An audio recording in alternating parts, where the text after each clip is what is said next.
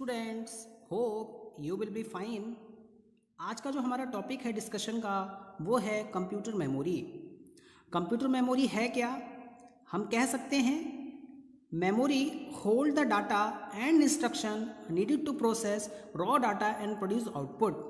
Computer memory जो होती है वो डाटा को होल्ड करती है, इंस्ट्रक्शंस को प्रोसेस करने के काम में आती है, रॉ डाटा और आउटपुट को प्रोड्यूस करने के काम में आती है। स्टूडेंट्स, नाउ पार्ट्स होते हैं वो आपके सेल कहलाते हैं। फॉर एग्जाम्पल, यहाँ पर जो ईच सेल है आपका वो क्या है? आपका एक यूनिक एड्रेस होता है। जितने भी सेल्स यहाँ पे बनते हैं छोटे छोटे पार्ट्स में इनको डिवाइड कर दिया गया। बेसिकली मेमोरी जो होती है वो आपकी हम कॉम्बिनेशन ऑफ बिट्स कहते हैं। मेमोरी जो होती है वो बिट्स का कॉम्बिनेशन है। नाउ स्टूडेंट्स, बिट क्या है? हमारे पास में 1 बाइट होती है। 1 बाइट में हमारे पास में 8 बिट्स होती हैं और इन बाइट्स को मिला के आपका किलोबाइट बनता है। किलोबाइट्स को मिला के मेगाबाइट बनता है। मेगाबाइट्स को मिला के गीगाबाइट बनता है। तो बिट्स जो होती है वो सबसे स्मॉलेस्ट आप कह सकते हैं यूनिट है। यहाँ पर 0 और 1 को सेव किया जाता है। नाउ स्टूडेंट्स, जो कंप्यूटर मेमोरी है उसको 2 पार्ट में डिवाइड किया गया है। एक होती है हमारी वोलेटाइल मेमोरी और दूसरी होती है हमारी नॉन वोलेटाइल मेमोरी। वोलेटाइल में हमारी रैंडम एक्सेस मेमोरी आती है और नॉन वोलेटाइल में हमारी रीड ओनली मेमोरी आती है। हार्ड डिस्क को भी हम कभी कभी नॉन वोलेटाइल कह देते हैं, बट वो हमारा सेकेंडरी स्टोरेज कहलाता है। नाउ स्टूडेंट्स, अगर हम मेमोरी को कैटेगराइज करें उसके स्पेस के अकॉर्डिंग और उसकी लोकेशन के अकॉर्डिंग, तो हमारे पास में 4 टाइप की मेमोरीज होती हैं। सबसे पहले हमारे पास में रजिस्टर मेमोरी है। रजिस्टर मेमोरी के बाद में हमारे पास में कैशे मेमोरी है। कैशे मेमोरी के बाद में हमारे पास में प्राइमरी मेमोरी है। उसके बाद में हमारे पास में सेकेंडरी मेमोरी है। नाउ रजिस्टर मेमोरी जो होती है वो सीपीयू का पार्ट है। कैशे मेमोरी आपने देखा होगा सिस्टम को फास्ट करने के लिए, सीपीयू जल्दी जल्दी डाटा को जो प्रोसेस करता है, सिस्टम के थ्रूपुट को बढ़ाने के लिए कैशे मेमोरी का यूज़ किया जाता है। प्राइमरी मेमोरी होती है। प्राइमरी मेमोरी जैसे हमारी रैंडम एक्सेस मेमोरी होती है जिसमें सारे के सारे एप्लीकेशन सॉफ्टवेयर आके रन करते हैं। आप जो भी प्रोग्राम करंटली जो प्रोग्राम रन कर रहा होगा वो आपका मेन मेमोरी में होगा। सेकेंडरी मेमोरी जो होती है उसका बेसिक पर्पस है डाटा को परमानेंटली स्टोर करके रखना। सेकेंडरी मेमोरी में आप कह सकते हैं आपकी हार्ड डिस्क आती हैं और ऑक्सिलरी स्टोरेज भी आता है, जैसे पेन ड्राइव है, फ्लैश ड्राइव है, और आप एक्सटर्नल हार्ड ड्राइव भी यूज़ कर सकते हो। नाउ स्टूडेंट्स, अब हम बात करते हैं वोलेटाइल और नॉन वोलेटाइल की। देखिए, वोलेटाइल मेमोरी का बेसिक मतलब ये है कि इस मेमोरी को इलेक्ट्रिक करंट की रिक्वायरमेंट होती है डाटा को मेंटेन करने के लिए, और अगर इलेक्ट्रिक करंट की सप्लाई रोक दी जाए तो डाटा वहाँ से क्या होता है, परमानेंटली डाटा वहाँ से हट जाता है। फॉर एग्जाम्पल, आपने कंप्यूटर को स्विच ऑन किया, सारे के सारे एप्लीकेशंस आपके रन कर रहे होंगे रैम में, मेन मेमोरी में। जैसे ही आप स्विच ऑफ करेंगे ऑटोमेटिकली सारे के सारे प्रोग्राम आपके शटडाउन मोड में चले जाएंगे। आप जब दोबारा सिस्टम को ऑन करोगे तो रैम में करंटली कोई भी प्रोग्राम रन नहीं कर रहा होगा। नॉन वोलेटाइल मेमोरी इसकी अपोजिट मेमोरी है। इसकी अगर हम बात करें तो इसके लिए पावर की ज़रूरत तो होती है, बट सिस्टम को स्विच ऑफ होने के बाद भी डाटा जो होता है इसके पास में परमानेंटली आपको मिलता है। फॉर एग्जाम्पल, हम कह सकते हैं BIOS setup. Now students, volatile memory के बारे में हम कह सकते हैं it is a computer memory. ये कंप्यूटर मेमोरी है that require power to maintain the store information, जिसको पावर की इलेक्ट्रिक करंट की ज़रूरत होती है स्टोर इन्फॉर्मेशन, जो भी डाटा आपने सेव किया उसको मेंटेन करने के लिए। It retain its content while powered on, but when the power is interrupted the store data is quickly lost. हम कह सकते हैं कि पावर ऑन है तब तक डाटा मेमोरी में रहेगा, जैसे ही पावर इंटरप्ट होगी डाटा जो स्टोर हुआ है वो क्विकली क्या हो जाता है, लॉस्ट हो जाता है, डाटा वहाँ से हट जाता है। नाउ स्टूडेंट, अब हम बात करते हैं नॉन वोलेटाइल मेमोरी की। नॉन वोलेटाइल मेमोरी की अगर हम बात करें तो ये हमारी ऐसी कंप्यूटर मेमोरी है जिसके पास में कैपेबिलिटी होती है डाटा को होल्ड करने की, अगर पावर स्विच ऑफ हो जाती है तब भी। नॉन वोलेटाइल मेमोरी में आपका रोम आती है, read only memory.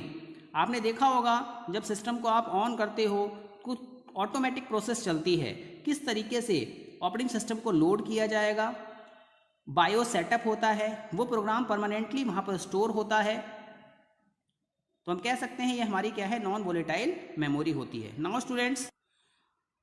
Now students अब हम बात करते हैं रजिस्टर मेमोरी की। मैंने आपको बताया हमारे पास में according to the size and location 4 type की मेमोरी हैं। रजिस्टर मेमोरी है, कैशे मेमोरी है, प्राइमरी मेमोरी है, सेकेंडरी मेमोरी है। नाउ रजिस्टर मेमोरी बेसिकली क्या है, ऐसे रजिस्टर्स होते हैं जो कि सीपीयू में लोकेटेड हैं। सीपीयू के पास में कंट्रोल यूनिट होती है, एएलयू होता है, एक्यूमुलेटर होता है, जनरल पर्पस रजिस्टर्स होते हैं जहां पर सीपीयू कैलकुलेशंस को परफॉर्म करता है।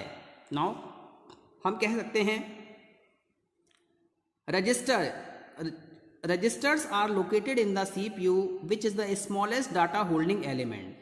कुछ ऐसे रजिस्टर्स होते हैं जो कि सीपीयू के पास में अपनी कैलकुलेशंस करने के लिए यूज़ किए जाते हैं और इस सीपीयू के इनसाइड लोकेट किए जाते हैं।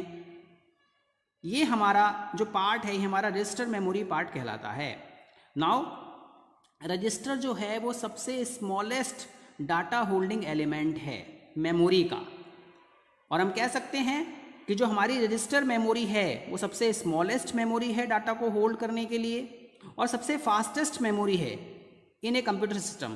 क्यों? क्योंकि सीपीयू को एक्सेस करने में इसको ज़्यादा टाइम नहीं लगता है इन कंपैरिजन टू रैम और secondary memory. Now students, register जो होते हैं वो डाटा को टेम्पोररीली स्टोर करते हैं। कैसा डाटा? जो कि बहुत ज़्यादा फ्रिक्वेंटली यूज़ होता है, उस डाटा को बार बार यूज़ किया जाता है, इंस्ट्रक्शंस को यूज़ करते हैं, मेमोरी को यूज़ करते हैं। तो स्टूडेंट्स, रजिस्टर मेमोरी सीपीयू का एक मेन एलिमेंट है, सीपीयू का एक मोस्ट इंपॉर्टेंट पार्ट है। ये रजिस्टर मेमोरी आपकी रजिस्टर्स को मिला के बनती है। एक्यूमुलेटर भी हमारा क्या है, एक टाइप का रजिस्टर है जो कि इंटरमीडिएट रिजल्ट को सेव करता है। जनरल पर्पस रजिस्टर्स होते हैं जिनसे कि हम अपनी फर्दर कैलकुलेशंस कराते हैं। नाउ अब रजिस्टर है क्या? देखिए, हम रजिस्टर की बात करें तो रजिस्टर क्या है, एक मेमोरी है जो कि स्मॉलेस्ट अमाउंट ऑफ डाटा को होल्ड करता है। या तो उसमें 32 बिट आता है या तो उसमें 64 बिट डाटा आता है। आपने देखा होगा कि कहा जाता है कि 32 बिट मशीन है, ये 64 बिट मशीन है, तो इसका मतलब क्या है कि जो एक वर्ड लेंथ है वो 32 बिट की है 32 बिट सिस्टम में, और 64 बिट में जो एक वर्ड लेंथ है वो आपकी 64 बिट की, यानी कि मैक्सिमम इतने बिट का वर्ड हम एक बार में सेव कर सकते हैं। नाउ स्टूडेंट, सीपीयू की जो स्पीड है वो डिपेंड करती है कि कितनी नंबर ऑफ बिट्स हैं और उन बिट्स का साइज क्या है। और ये जो रजिस्टर्स होते हैं ये आपके इनबिल्ट होते हैं आपके सीपीयू में। नाउ स्टूडेंट्स, मैंने आपको बताया यहाँ पे 32 बिट मशीन है, यहाँ पे 64 बिट मशीन है, तो हम ये कह सकते हैं कि 64 bit machine is more stronger than 32 bit machine. 64 bit machine की स्पीड ज़्यादा होगी in comparison to 32 bit machine. जब यहाँ मशीन की बात कर रहे हैं तो सीधी सी बात है, हम यहाँ पे प्रोसेसर की बात कर रहे हैं। We are taking consideration of central processing unit, that is our processor. Processor में कितनी नंबर ऑफ बिट्स आ रही हैं और उनका साइज क्या है, ये सीपीयू की स्पीड को बताता है। जितनी ज़्यादा बिट्स होंगी, जितना ज़्यादा साइज होगा बिट्स का, सीपीयू उतना ही फास्ट होगा। नाउ स्टूडेंट्स, हमारे पास में बहुत तरीके के रजिस्टर्स होते हैं जो सीपीयू के इनसाइड होते हैं। सबसे पहले हम बात करते हैं डाटा रजिस्टर्स की।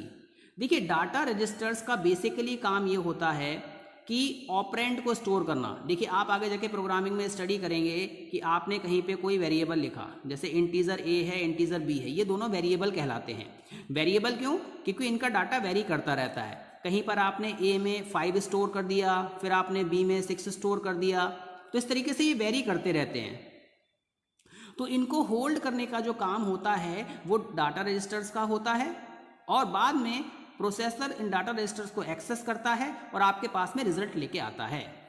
इसके बाद में नेक्स्ट होते हैं हमारे पास में प्रोग्राम काउंटर। देखिए प्रोग्राम काउंटर, आप कुछ स्टेटमेंट लिख रहे हैं, आप फर्स्ट इंस्ट्रक्शन आपने लिखी, उसके बाद में सेकंड इंस्ट्रक्शन लिखी, उसके बाद में थर्ड इंस्ट्रक्शन लिखी।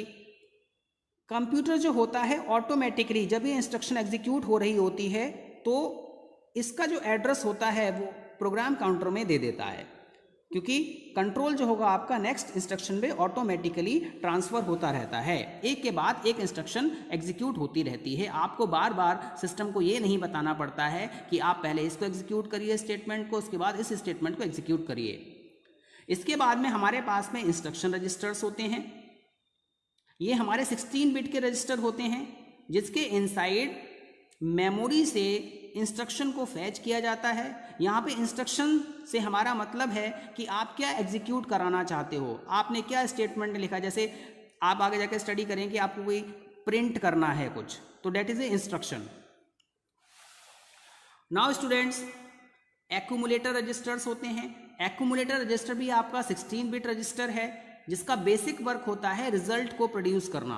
सीपीयू रिजल्ट को जो प्रोड्यूस करता है, जो प्रोसेसिंग करता है, वो आपका कहाँ स्टोर होता है, एक्यूमुलेटर रजिस्टर में। इसके बाद में हमारे पास में एड्रेस रजिस्टर्स होते हैं। एड्रेस रजिस्टर्स में सिंपल सी बात है, एड्रेस आके सेव होगा। ये 12 बिट का आपका रजिस्टर होता है और ये एड्रेस सेव करता है उस मेमोरी लोकेशन का जहां पर आपने डाटा को मेमोरी में सेव किया है। देखिए जो भी हमारी मेमोरी है वो सब एड्रेस से मिलके बनी हुई है। मैंने आपको इससे पहले बताया था कि सेल्स होते हैं और सेल का अपना क्या होता है, एक पर्टिकुलर एड्रेस होता है। इसके बाद हमारे पास में इनपुट आउटपुट एड्रेस रजिस्टर्स होते हैं, इनपुट आउटपुट बफर रजिस्टर्स होते हैं। इनपुट आउटपुट एड्रेस रजिस्टर्स में किसी भी इनपुट आउटपुट डिवाइस का आपने मॉनिटर कनेक्ट किया है, आपने कीबोर्ड कनेक्ट किया है, उनका एड्रेस स्पेसिफाई किया जाता है। बफर का बेसिकली काम क्या है, डाटा को एक्सचेंज कराना। सपोज सीपीयू और इनपुट आउटपुट डिवाइस में डाटा एक्सचेंज हो रहा है, जैसे आपने कुछ डाटा इनपुट किया, 2 नंबर का सम करना है। नाउ सीपीयू उस रिजल्ट को शो करेगा। तो यहाँ पर जो बफर क्या है, एक टेम्पररी मेमोरी का स्टोरेज एरिया होता है जहाँ पर डाटा को टेम्पररी कुछ समय के लिए स्टोर किया जाता है। तो मैं आशा करता हूँ स्टूडेंट आपको रजिस्टर मेमोरी समझ में आई होगी। Thank you very much.